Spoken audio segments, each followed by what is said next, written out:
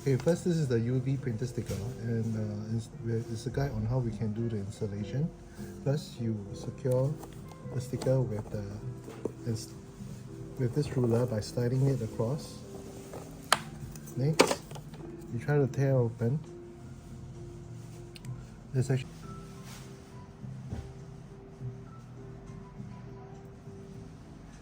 okay. Once you tear open, it's supposed to join like that. Two layers. Make sure it sticks properly on the other side, on the reverse side.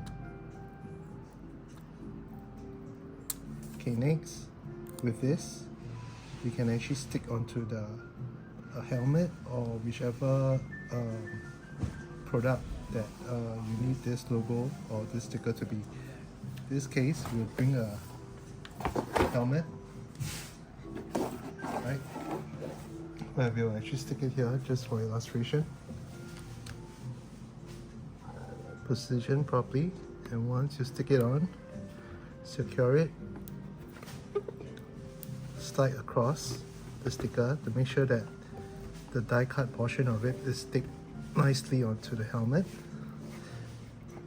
And the last procedure will be to pull out the remainder sticker like this.